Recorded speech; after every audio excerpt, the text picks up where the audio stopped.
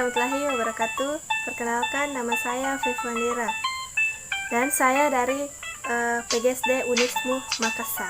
Di sini saya akan menjelaskan tentang tumbuhan sahabatku, yaitu perkembangbiakan generatif pada tumbuhan serta perkembangbiakan vegetatif pada tumbuhan.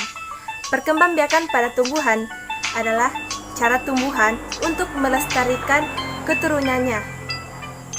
Salah satu cara tumbuhan berkembang biak melalui perkembangbiakan generatif adalah perkembangbiakan yang melakukan pertemuan antara sel jantan dan sel betina. Dan perkembangbiakan generatif membutuhkan bantuan makhluk hidup yang lain dengan makhluk hidup yang satu dan saling berhubungan.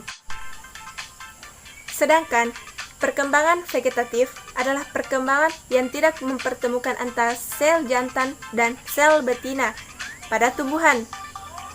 Jadi, perkembangbiakan ini tidak membutuhkan bantuan makhluk hidup lain. Dan perkembangan vegetatif mempunyai dua macam, yaitu perkembangan vegetatif alami dan perkembangan vegetatif buatan. Perkembangbiakan vegetatif alami adalah perkembangbiakan yang tidak membutuhkan bantuan makhluk hidup lain, Dan perkembangbiakan ini hanya membutuhkan tumbuhan itu sendiri. Jadi, cara tumbuhan dalam menghasilkan individu baru melalui perkembangbiakan vegetatif alami ini terdiri atas tunas, spora, rizoma atau akar tunggal, membelah diri, umbi batang, umbi lapis, dan geragi atau biasa dipanggil stolon. Sedangkan perkembangbiakan vegetatif buatan itu membutuhkan bantuan manusia. Proses yang terjadi dalam menghasilkan individu baru karena membutuhkan bantuan makhluk hidup lain. Kebanyakan proses yang terjadi bantuan dilakukan oleh manusia. Cara perkembangbiakan tumbuhan melalui vegetatif buatan terdiri atas cangkok, setek, okulasi, mengeteng, dan merunduk. Selanjutnya saya akan menjelaskan tentang perkembangbiakan generatif pada tumbuhan. Yang tadinya, perkembangbiakan vegetatif ini adalah perkembangbiakan yang tidak membutuhkan sel jantan dan sel betina, tidak membutuhkan pertemuan antara keduanya. Sedangkan pertumbuhan generatif ini adalah perkembangbiakan yang dilakukan oleh pertemuan antara sel jantan dan sel betina, yaitu melakukan hal seksual.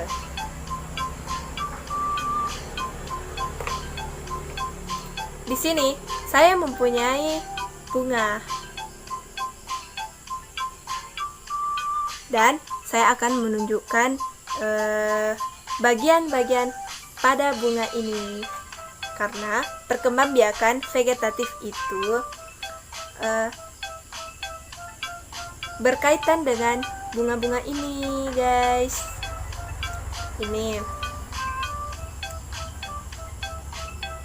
yang pertama adalah mahkota. Ini yang cantik ini adalah mahkotanya. Ini adalah mahkota bunga. Dan selanjutnya adalah ini yang kecil-kecil ini merupakan kepala sari yang seperti ada di gambar, guys. Dan yang ini batang yang kecil-kecil tadi ini adalah tangkai sari. Dan ini adalah kepala putik yang ujung dari bunga ini adalah kepala putik, dan di bawahnya adalah tangkai putik. Selanjutnya adalah kelopak. Ini adalah kelopak bunga. Ini yang warna hijau. Terus yang ini dasar bunganya. dasar bunga ini seperti ada di gambar. Lebih jelasnya ada di gambar. Dan ini adalah tangkai bunganya. Ini bunganya, tangkai bunga. Dan kita lihat bakal biji. Bakal bijinya itu ada di dalam. Kita lihat. Ini adalah bakal biji. Kita buka dua. Nah, ini kelihatan bakal bijinya. Seperti yang ada di gambar. Bakal bijinya. Itulah tadi bagian-bagian dari bunga. Dan selanjutnya saya akan menjelaskan tentang perkembangbiakan generatif atau perkembangbiakan yang secara kawin. Terjadi melalui proses penyerbukan dan pembuahan. Penyerbukan dan pembuahan. Perkembangbiakan generatif pada tumbuhan diawali dengan penyerbukan, yaitu melekatnya atau jatuhnya serbuk sari ke kepala putik. Jatuhnya serbuk sari ke kepala putik. Kepalanya ini tadi. Dan terus setelah terjadi penyerbukan pada serbuk sari, tumbuh bulu serbuk sari yang menuju ke ruang bakal biji. Tumbuh bulu serbuk sari yang akan menuju ke ruang bakal biji. Ke ruang bakal biji. Kemudian serbuk sari akan masuk ke dalam ruang bakal biji melalui serbuk sari. Di dalam ruangan bakal biji, Di dalam ruangan bakal biji terjadi pembuahan. Bakal biji terjadi pembuahan, yaitu peleburan serbuk sari atau sel kelamin jantan atau spermatozoid dengan kepala putik atau sel kelamin betina dan sel telur. Hasil pembuahan adalah zigot, dinamakan zigot. Zigot berkembang biak menjadi lembaga. Lembaga berkembang menjadi bakal biji. Bakal biji akan berkembang menjadi biji dan bakal buah. Terus kemudian bakal buah berkembang menjadi daging buah. Yang selanjutnya adalah lembaga berada di dalam biji. Lembaga yang berada di dalam biji merupakan calon tumbuhan baru. Lembaga yang ada di dalam biji merupakan calon tumbuhan baru. Yang selanjutnya dan terakhir adalah tumbuhan yang berkembang biak secara generatif, antara lain adalah padi, mangga, durian, dan jambu. Selanjutnya adalah manfaat perkembangbiakan generatif pada tumbuhan.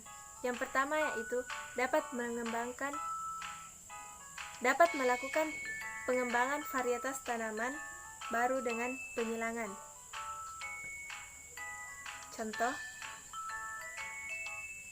Yang kedua, menghasilkan bibit yang memiliki akar dan batang kuat. Ini penjelasannya. Yang ketiga yaitu melestarikan keanekaragaman hayati. Dan yang terakhir adalah menghasilkan tanaman yang lebih tahan lama. Selanjutnya adalah manfaat perkembangbiakan vegetatif pada tumbuhan. Yang pertama, dapat menghasilkan tanaman anakan yang sama persis dengan induknya. Yang kedua yaitu lebih cepat dibanding perkembangbiakan generatif. Yang ketiga, menghasilkan tanaman yang susah tumbuh dari benih. Dan yang terakhir, dapat mengendalikan kualitas yang dihasilkan. Sekian penjelasan dari saya, Sifwanira dari Sinjai, mengucapkan wassalamualaikum warahmatullahi wabarakatuh.